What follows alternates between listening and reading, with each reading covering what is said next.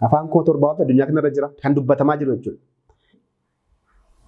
Isaan ergamootaa wajjin dubbatan miti yookaan Waaqayyo ergamootaa wajjin dubbate miti nuun jedha. Egaa seenaa hiramuu afaanii keessatti qabxiiwwan gurguddaa shantu ilaalamuu qaba. Addaami bineensotaa fi beelladoota wajjin haasaa ture. Qulqullummaa waan qabuuf jechuudha. Meemee fuula Waaqayyoo gaafa deemnu afaan isaa kamiin Waaqayyoon galateeffanname. Samii irratti afaan adda addaatiin Waaqayyoon galateeffanna. Afaan addunyaa kana irratti galateeffannu Waaqayyoon galateeffannaa wal baane lubbuun keenya isaan galateeffatti.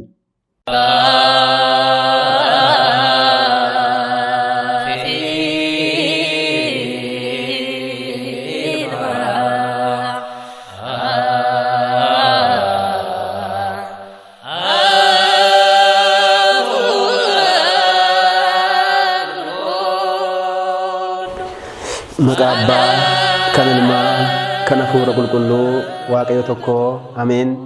Kabajamtootaa fi jaalatamtoota maatiiwwan Waaqayyoo biyya keessas biyya alaas teessanii sagalee kana dhagahaa kan jirtan hundumti keessan maqaa Waaqayyo Gooftaa keenya Fayyisaa keenya Iyesuus Kiristoosiin nagaan isin gaafadhaa. Akkam jirtu akkam yoona kana geessan ameen. Nageenyi Waaqayyo nuuf baay'atee sa'aatii kana umurii keenya irratti dabalataan Waaqayyo waan nuuf laateef Waaqayyo abboota keenya Waaqayyo keenya maqaan isaa kan ulfaateef kan kabajame nuuf haa ta'u. Deessuu Waaqayyo kan taate qulqulleettii Dubroo Maariyaam kabajamtuu ulfaattuun maqaan ishii uumama hundumarratti iyyuu kan kabajame kan ulfaate nuuf haa ta'u. Waaqayyo kennaa isaaniif baay'isee qulqulloota toloota wareegamtoota maqaan isaanii kan kabajame kan ulfaate nuuf haa ta'u. Akka fedhaa fi akka eeyyama Waaqayyootti barnoota kanaan dura eegalle har'as kutaa 6ffaa itti fufnaa. Kanaan dura dubbii Sillaasee kutaawwan adda addaatti qabxiiwwan adda addaa kaasnee barachaa turre. Har'aa akka fedhaa fi akka eeyyama Waaqayyootti kutaa 6ffaa ijaarsa masara Baabiloon dubbii Sillaasee achi keessatti dubbatame haga danda'ame abboonni akka isaan nu barsiisanitti waliin barannaa. Hundumti keessan kitaaba qulqulluu keessan barattanii akka duukaa buutan maqaa Waaqayyootiin isin gaafanna. Egaa torbeewwan darban kakuu moofaa keessatti iccitiin Sillaasee kallattiidhaan akkamittiin akka gabaasaman qabxiiwwan gurguddaa 2 fudhannee ilaalleerra. Isaan keessaa seera uumamaa boqonnaa 1 lakkoofsa 26 akkasumas seera uumamaa boqonnaa 3 lakkoofsa 22 irra kan jiru qabxiiwwan jiran fudhannee abboonni maalluun jedhan achirratti jennee dubbii Sillaasee haga danda'ame haga Waaqayyo nuuf ibse barannee turre. Har'a immoo akka fedhaa fi akka eeyyama Waaqayyootti ijaarsa masaraa Baabiloon keessatti dubbiin Sillaasee maal fakkaata kan jedhu seera uumamaa boqonnaa 11 irraa yaada jiru waliin ilaaluu fi ni yaalla. Waaqayyo abboota keenya irra bulee barsiisaa ture nurras bulee barsiisuun fedhaa fi eeyyama isaa isa guddaa nuuf haa ta'u. Egaa seera uumamaa boqonnaa 11 lakkoofsa 6 kaastanii gaafa dubbistan dubbiin sagalee Waaqayyo akkas jedha. Kottaa Waaqayyos akkas jedhee kottaa akka isaan wal hin hubanneef gadi buunee afaan isaanii burjaajessinaa jedhee nuun jedhu. Yaadi kun maaliif jedhame kan jedhu gabaabinaan bu'uuraan haga ta'e ilaallee kitaabni kun dhugumatti iccitii Sillaasee ibsuu isaa immoo abboonni asirratti yaada isaan kennan waliin ilaallee kutaa kana guulamna jechuudha.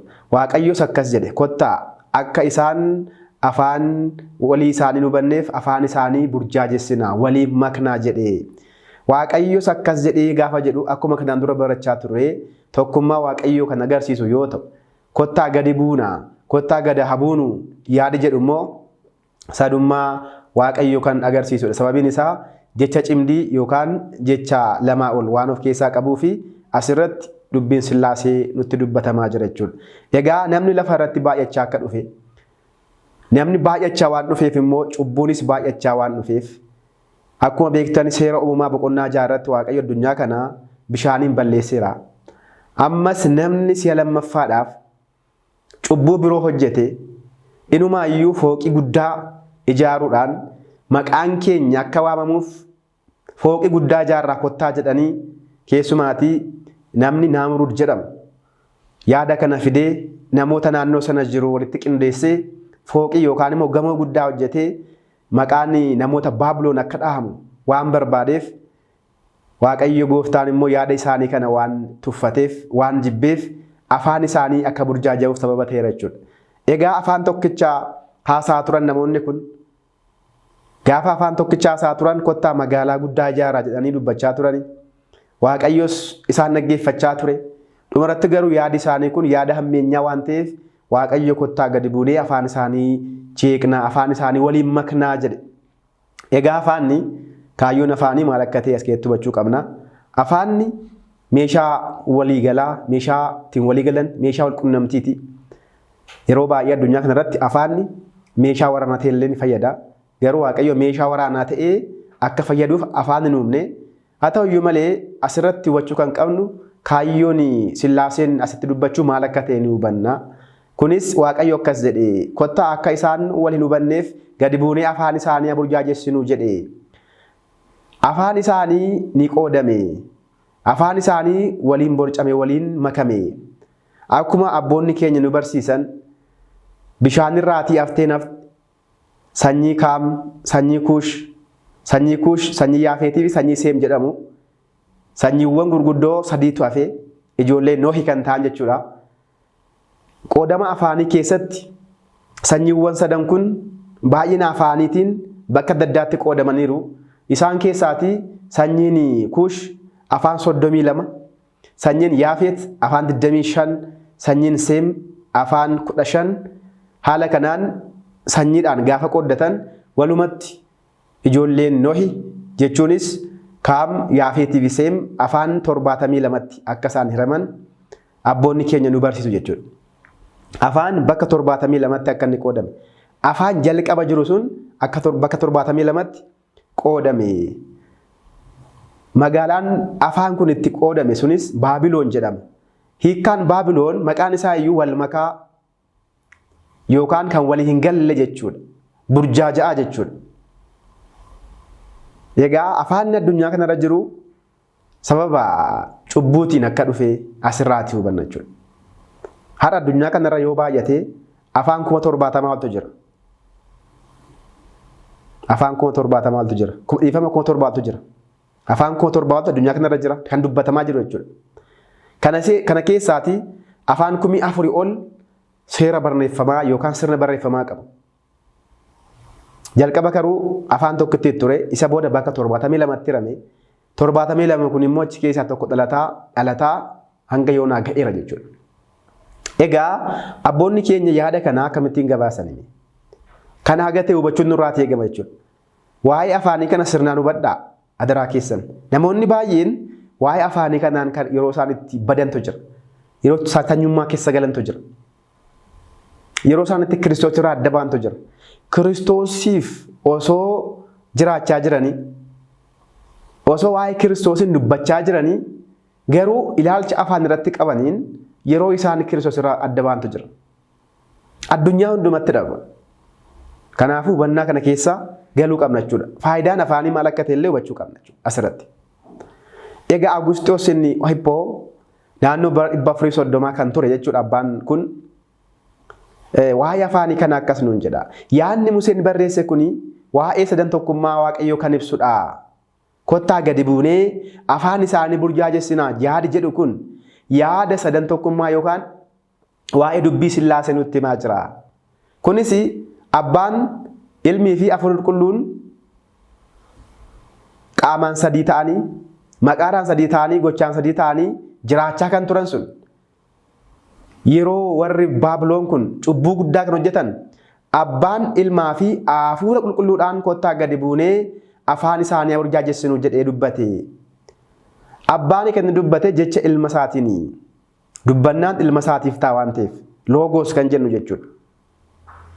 Abbaan ni yaadee ilmi dubbatee hafuurri qulqulluun immoo jiraataa waan ta'eef jireenyummaa isaaniidhaan abbaan ni yaada, jireenyummaa hafuura qulqulluutiin ilmi immoo ni dubbate. Kanaaf akkas jedhe mee namoonni ergamoota faana dubbachaa jira jettanii jedha abbaan kun. Waaqayyo waaqa gargaarsa gaafatudha nuun jedha. Dhuguma Waaqayyo keenya Waaqayyo gargaarsa gaafatudha. Ergamootaan kottaa gadi buunaa jedha. Waaqayyo wanta hundumaa gochuu danda'a. Addunyaa kanaa fi samii kana gaafa uume ergamoonni isa wajjin hin uumne laa. Waaqayyo qofaasaa addunyaa kana uume. Samii uume. Samii keessallee kan jiran uumaan ergamootaa kan uuman Waaqayyoonidha. Gadi bu'ee afaan kana jijjiiruun isaaf salphaadha. Namoonni baay'een garuu kottaa gadi buunee afaan isaanii burjaajessinaa kan jedhe ergamootaanidha jedhanii warroonni iccitii Sillaasee dabsan hiikaniiru waan ta'eef qulqullichi hiphoon akkas jedhee nutti dubbata. Waaqayyo waaqa gargaarsa barbaadudha nuun jedha. Lakkii nuun jedhee immoo deebise lakki. Dubbii kana irratti abbaan laphummaa isaan, ilmi jechummaa isaan, hafuurri qulqulluun immoo jireenyummaa isaan akka fakkaattii keenyaa fi bifa keenyaatti nama haa uumnu. Akkasumas kottaa gadi buunee afaan isaanii haa burjaajessinu jedhani malee isaan ergamootaa wajjin dubbatan miti yookaan waaqayyo ergamootaa wajjin dubbate miti nuun jedha. Argitanii? Ammas immoo hubachuuti kan qabdan qaamni sadan fedha tokko kan qaban waan ta'eef nuun jedha. Yaada adda addaa qabaatanii immoo miti kottaa kan waliin jedhan jedha. Sadummaan dubbii Sillaasee tokkummaan Sillaasee akka hubatamuufidha. Barri gaafa ga'u Yordaanositti ilmi galaana Yordaanos keessa cuuphamee hafuurri qulqulluun samiirraa dhufee bifa gugeetiin abbaan immoo duumessa samii keessa taa'ee yeroo itti dubbatu sun jira waan ta'eef bara sanatti namoonni akka isaanii hin burjaajoofneef waaqayyo dursee nutti hime jechuudhaan qulqulluun kun nu barsiisa jechuudha. Ammas abbaan qulqulluchi Yohaannis inni afaan warqee innis waa'ee kutaa kanaa akkas nuun jedha. Namoonni Baabiloon keessa jiran kunniin jedha afaanin ulfina argatanii turanii, afaanin kabaja argatanii turanii, waaqayyo faana ittiin dubbachaa turan afaan kanaa nuun jedha. Haa ta'uyyuu malee waaqayyo isaan kabaja kana irraanfatanii guddummaa isaanii maal gochuuf ka'ani? Guddummaa isaanii addunyaatti mul'isuuf ka'anii fooqii ijaaruudhaan of tuluudhaaf of waaqessuudhaaf ka'anii nuun jedha. Yeroo kanattis surraan waaqayyoo isaan irraa fudhatame. Waaqayyo irratti waan kaka'aniif, waaqayyo irratti waan qabsaa'aniif surraan waaqayyoo, ayyaanni waaqayyoo isaan irraa fudhatame. Kanaaf afaanni duraan ittiin waliigalaa turan sun amma immoo adda ba'iinsa isaaniitiif, faffaca'uu isaaniitiif bu'uura ta'ee nuun jedha. Ijoollee waaqayyoo. Afaan tokko dubbannee mana keessatti waliigalaa hin jirru har'a. Maaliifidha yoo jennee cubbuu gaafa hojjennu akkasidha jechuudha. Saboonni Baabiloon afaan tokko haasaa turanii waan cubbuu hojjetaniif garuu afaan isaanii burjaajee. Afaan isaanii qoodame. Gargar faca'an jechuudha. Addunyaa irratti faca'an. Kanaaf qulqullichi Yohaannis afaan jalqabaa suni cubbuudhaaf hin uumamne, akka ittiin walii galuuf uumamne, akka ittiin waliin dubbannuuf uumame. Har'a garuu dhalli namaa baay'ina afaaniitiif bu'uura ta'e. Waaqayyo afaan baay'ee hin uumne. Baay'achuu afaaniitiif sababa kan ta'e dhala namaati, cubbuu dhala namaati jechuudha. Kanaafis nuun jedha abbaan kun amma irra deebi'ee jechuudha. Afaaniin akka wal hubachuu hin dandeenyetti afaan isaanii haa burjaajessinu waliin hamaa kennu jedhee nuun jedha. Afaan isaanii nu burjaaje. Kaayyoon isaas akkuma tokkummaan afaanii galmaan ga'e garaagarummaan afaanis faffaca'ina yookaan qoodamsa guddaa ta'e. Akkuma beektanii abbaan keenya Addaam gannata keessatti afaan tokko haasaa ture. Uumamtoota 22 faana jechuudha. Afaan tokko ture. Afaan baay'een hin turre. Qulqullummaan badaa gaafa dhufu garuu waaqayyo irraati fagaachaa gaafa dhufamu garuu afaanni qoodamaa deeme jechuudha. Afaanni qoodamaa deeme. Egaa seenaa hiramuu afaanii keessatti qabxiiwwan gurguddaa 5tu ilaalamuu qaba. Karaa tokkos karaa biraas gaafa qabxiin tokko ka'u barnoota biroo argachuun barsiisa mana kiristaanaa keenyadha waan ta'eef waa'ee Baabilooniin gaafa dubbannu waa'ee Sillaasee qofa dubbannee bukkeen darbinu. Waa'een Baabiloon gaafa ka'u waa'ee Sillaasee dubbatama, waa'een afaanis dubbatama. Sababni qoodamsa afaanii kun immoo sababa waaqayyo irratti ka'ameef waan ta'eef, sababa Sillaaseen ganameef waan ta'eef immoo har'as taanaan namoonni baay'een sababa afaaniitiin Sillaasee ganaa waan jiraniif kaayyoon afaanis as keessatti ibsamuu qaba jechuudha. Akkuma beeknu afaan yeroo Addaam gannata keessa turetti addunyaan kun afaan tokkoon walii galaa ture. Uumamtoonni 22 afaan tokko haasaa turan. Kitaaba qulqulluu keessatti barreeffamee jira. Seera uumamaa boqonnaa 3 lakkoofsa tokko gaafa dubbistanii bofti hewaanii wajjin dubbatteetti. Meemmee har'a bofti nama wajjin dubbattu jirti. Bara sanatti hewaan qulqulluu waan turteef, Addaam qulqulluu waan tureef, loonni, faradoonni, harroonni, sa'oonni yookaan immoo re'oonni hoolonni bineensi addunyaa kanarra jiran hundumtiyyuu Addaamiif galata gashanii galata kennaa gashanii Addaami faana haasaa turan jedha. Addaami bineensotaa fi beelladoota wajjin haasaa ture. Qulqullummaa waan qabuuf jechuudha. Qulqullummaa waan qabuuf. Kuffaalee boqonnaa 5 lakkoofsa 8 gaafa dubbisan ni argattu kan. Kanaafuu Addaam osoo hin qofin dura bineensaa fi beellada faana haasawaa ture laa. Haasawaa ture. Abbaan keenya qulqulluu abboon sadarkaa qulqullummaa irra gaafa gahan qeerransa 60 fi leeca 60 wajjin deemaa turan. Wajjin dubbachaa turan. Har'a saanaan namni tokko qulqullummaa irra gaafa ga'u sadarkaa qulqullummaa irra gaafa ga'u beellada wajjin haasa'uu danda'a. Bineensa faana jiraachuu danda'a. Daani'el boollaa leencaa keessa leencaa wajjin dubbateera haasa'eera. Argitanii? Sadarkaa qulqullummaa irra gaafa geenyu afaanni waayyuu miti laa. Namni waa'ee afaanii haasa'u, namni waa'ee afaanii jibbu cubbuu keessa gaafa deddeebi'udha jechuudha. Abboonni keenya haala kanaan deddeebi'aniiru. Qoodumsaa fi afaan sababa ta'uu hin qabu jechuudha. Lammaffaan kufaatii hanga Baabiloonitti kan jiru. Kufaatii Addaamii kaasee hanga Baabiloonitti kan jiru immoo dhalli namaa qofti afaan tokko haasaa ture. Haa ta'u iyyuu malee beeladootni erga Addaam kufeetii afaan Addaamiin dubbachuu hin dandeenye. Gargar ba'iinsi hin uumame jechuudha. Dhalli namaa afaan tokkoon dubbataa ture nuun jedha. Seera uumamaa boqonnaa 11 lakkoofsa 2 gaafa dubbistanii dhalli namaa hundi afaan tokkoon walii galaa ture. Afaan adda addaan ture addunyaa kanarra. Gartuu sadaffaan immoo gaafa laallu bara Baabiloonii hanga guyyaa 50ffaatti Phiraaqliixoos kan jennu amma sanaatti kan ture. Kun immoo gartuu sadaffaa sadarkaa sadaffaa jedhama. Bara kanatti afaanonni bakka 72tti hiramanii afaan 72 kun baay'atee hanga yoonaa kana gaggeera jechuudha. Kun Iccitii Sillaasee kan nutti himudha. Iccitiin Sillaasee Waaqayyoon hubachuu waan dadhabneef Waaqayyo afaan keenya diigee walii galuu dadhabne isa booda nu hubadhaa jedha Waaqayyo. Ammas guyyaa 50ffaa irratti hafuurri qulqulluun ergamootaaf duukaa bu'ootaaf ergame afaan kanaan dura diigame sun kennaa hafuura qulqulluutiin barattoota isaarra bulee hafuurri qulqulluun afaan 71 immoo isaaniif ibse jechuudha. Afaan kanaan dura dhaban sana kennaa hafuura qulqulluutiin immoo argatan.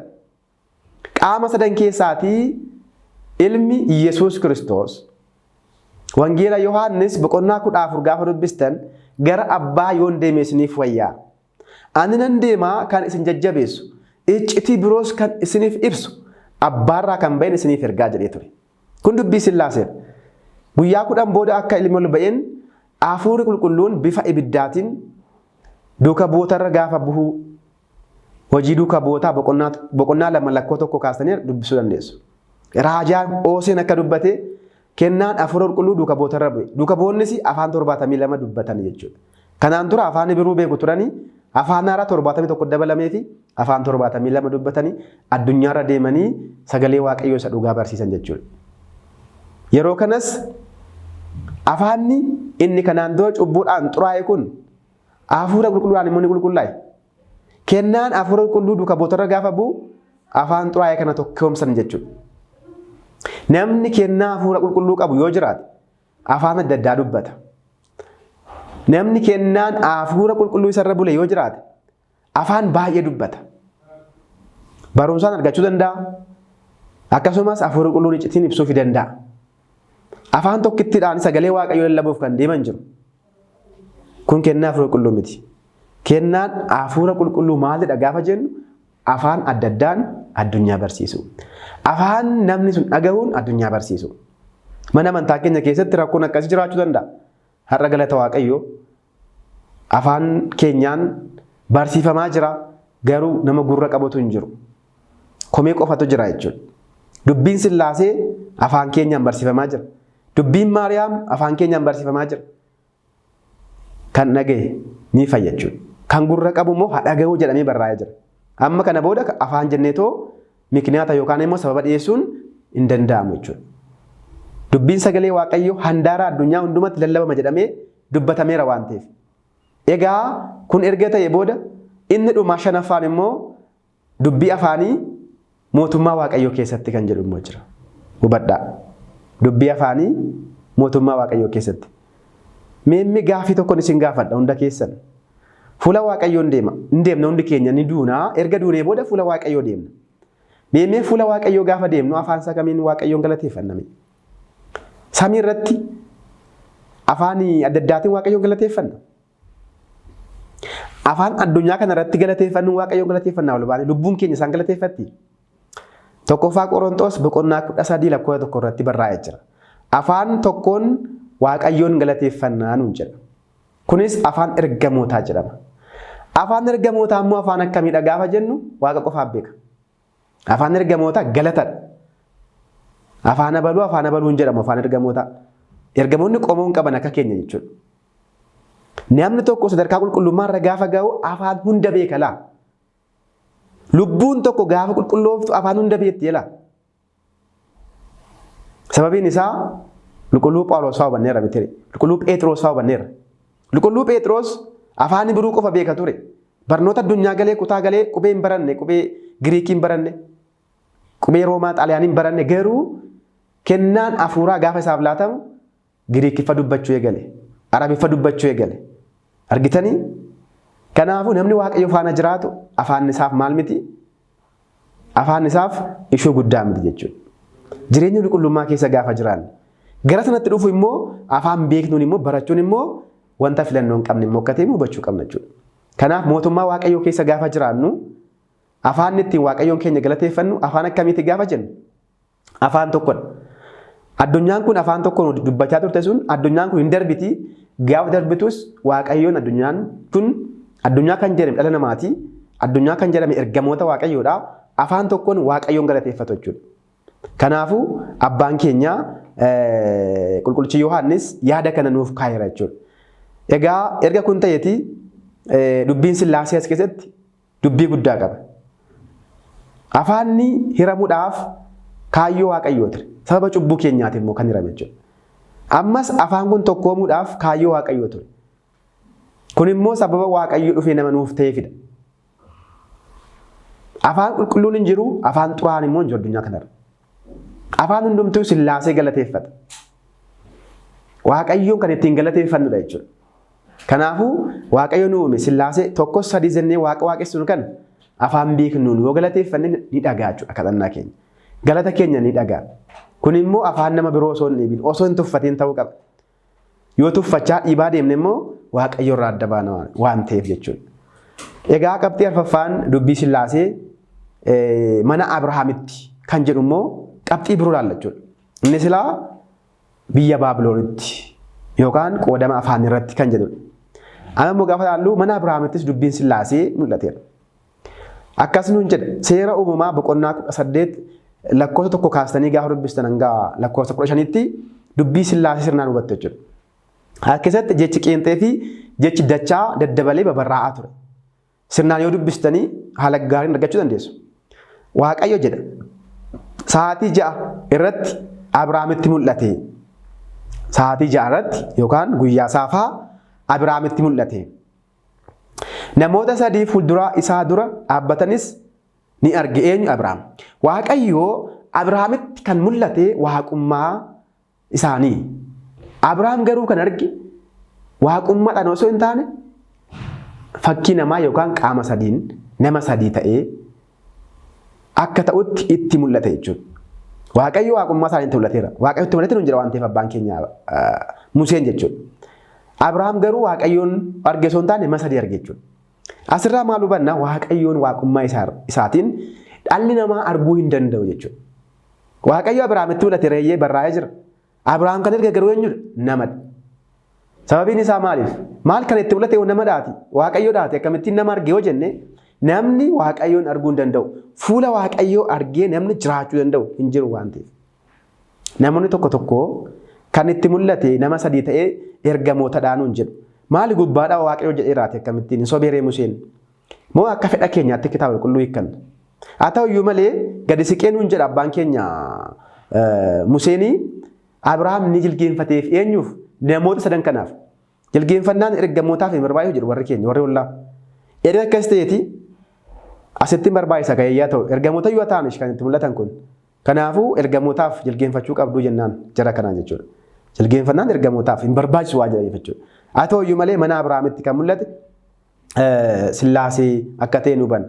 Asirratti caqasawwan darban keessaati seera uumamaa boqonnaa 1 lakkoofsa 26, seera uumamaa boqonnaa 3 lakkoofsa 22, akkasumas seera uumamaa boqonnaa 11 lakkoofsa 7 irraa adda kan godhu jechuudha. Caqasa kanaa qaama sadii ta'ee mul'ateera jechuudha. Kanaan dura waa'ee qaama sadii kitaabni qulqulluun kallattiidhaan nuuf hin keenye. Asirratti garuu Waaqayyo Abrahaamitti mul'ate jedha. Tokkummaa Waaqayyoo kan agarsiisudha. Abrahaam immoo nama sadii arge jedha. Qaamni sadan kun eenyu akka ta'an, qaamonni kun sadii akka ta'an immoo nama sadiin fakkeesse nutti hime jechuudha. Sababiin isaa Waaqayyo namadha, nama fakkaata waan ta'eef. Kottaa akka bifaa fi akka fakkeenya keenyaatti nama uumnaa jedhee dubbateera miti. Akka bifaa fi akka fakkeenya keenyaatti nama uumna jedhee dubbate kan dubbate sun Waaqayyo. Sillaaseen Abrahaam immoo dhugumatti Waaqayyo fakkeenya keenya qabaachuu isaa, dhugumatti Waaqayyo nama fakkaachuu isaa immoo akka bifa namaatti argechuudha Sillaaseen. Kanaafuu kun ganiinsa osoo hin taane kitaaba irratti barraa'ee kan jirudha jechuudha. Egaa Abrahaam fuuldura kan dhaabbachaa turan nama sadii ta'anii osoo beekamaa jiranii abbaan keenya Abrahaam garuu kan sin ajaa'ibu yaa gooftaa koo jedhe laa. Nama sadii ilaalaa osoo jiru akkamitti yaa gooftaa koo jedhamee Abrahaam. Yaa gooftota koo jedha malee. Seerluga afaanii keessatti hin deemsisu kun. Abbaan keenya Abrahaam maal jedhe? Nama sadii arge jedhameti.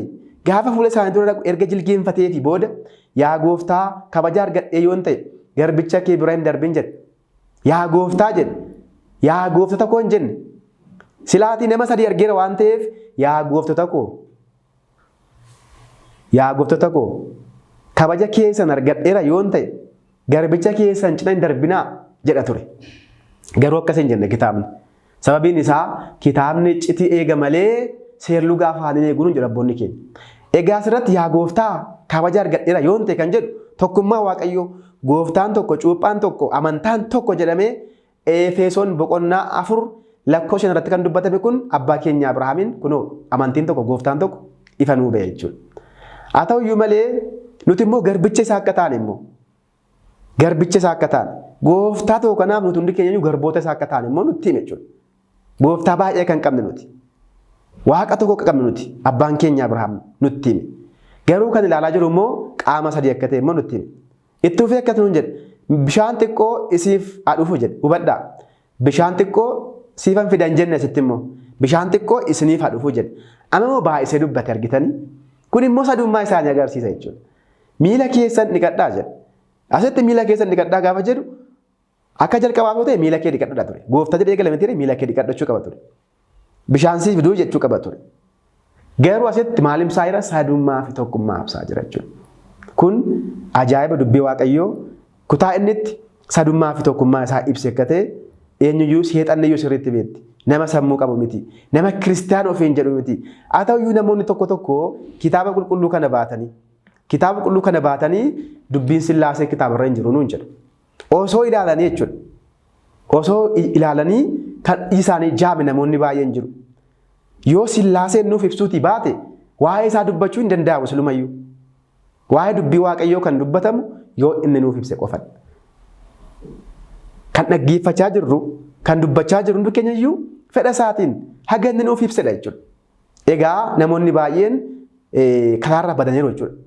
Qaamni sadii kun ergamootadha jedhanii hiikkaan ta'an itti kennanii badaniiru namoonni baay'een. Waaqayyo laphee isaaniif asirreessu jenna. Waaqayyo Abrahaamitti yeroo mul'ate fakkeenya namoota sadiin mul'ateera. Kunis sadummaa Sillaasee nuuf ibsa yookaan sadummaa Waaqayyo. Waaqayyo tokkos sadiis kan jedhu sanuuf ibsa jechuudha. Museen adda baasee Waaqayyo Abrahaamitti mul'ate jedhee dubbateera. Hubadhaa. Museen maal jedhe Waaqayyo Abrahaamitti mul'ate. Waaqayyo kun immoo abbaa keenya Abrahaamitti qaama sadii ta'ee mul'ateera jechuudha. Abboonni keenya yaada kana bal'isanii nuuf ibsaniiru. Jaarraa sadaffaa keessa kan turan abboonni keenya. Isaan keessaa tokkoffaan Ambiroos isa Miilaan kan jedhamu. Naannoo bara 397 kan ture waa'ee Sillaaseen mana Abrahaamitti mul'achuu isaa akkasuma jedha. Abrahaam keessummootaaf of kennuun isaa caalummaatti amantii isaa dabaleefii nuun jedha. Hubadhaa. Abbaan keenya Abrahaam abbaa amantiiti. Osoo hin kittaanamin dura, osoo waan tokko hin ta'in dura biyya kee gadhiisii deemi jedhame. Seera uumamaa boqonnaa 12 lakkoofsa gaafa dubbistaan yaa Abrahaam jecha jedhu samiirraa dhagee nuun jedha. Biyya kee, maatii kee, wanta hundumaa gadhiisiitii gara biyya si geessutti adeemi ittiin jedhe Waaqayyo Gooftaan. Abbaan keenya Abrahaam eessan naqaa? Maaliifan deema osoo hin jedhin biyya sana gadhiisee deemee nuun jedha. Argitanii osoo anaaf isin ta'e eessan deemaa maal fudhadheen deemaa eenyu wajjinan deemaa jenne gaaffii xinnoo gaafanna jechuudha. Abbaan keenya Abrahaam garuu Waaqayyo isa waamaa waan jiruuf Waaqayyo kan caalu waan hin jirreef Waaqa ta'uusaa waan hubatee fi ishii jedheetu amantaan ba'e jechuudha. Gaafa Kanaaniin galu immoo wanti gaariin sana eege beelatu isa eege. Ammas gara Gibxi deeme.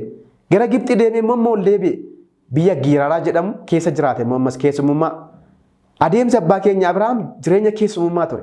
Qulqulluu Phaawulos maal nuun jedhaa addunyaa kanarratti addunyaa nus jiraan addunyaa keessummaati. Yeroo addunyummaa keessummaa kana keessa jiraatan kasoominaan roommaudhaan jiraadhaa nuun jedha. Kanaaf abboonni keenya haala kana jechuudha. Egaa abbaan kun caalumatti amantii isaaf dabalee jedha. Sababiin isaa qaama sadii argee osoo qaama sadii ilaalaa jiru nuun jedha sagada tokko sagadeef maqaa Waaqayyoo kan eebbifame haa ta'u.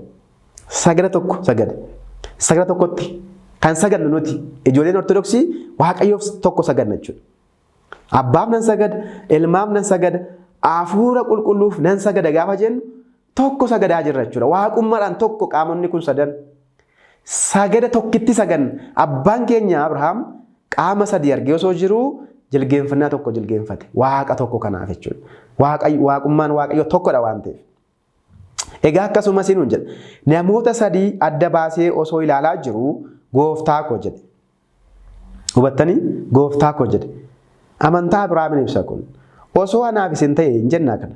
Sillaaseen yoo nuuf ibsuu baate Waaqayyo abbaan yoo nuuf ibsuu baate Wangeela Maatewos boqonnaa 16 lakkoofsa 18 gaafa dubbistanii abbaa keenya Phexroosiin Yesuus Kiristoos akkas jedhee ture. Yaa Phexros kana kan siif ibsee abbaa koo isa miidha malee ija fooniif ija dhiigaa miti ittiin jedhee ture Waaqayyo.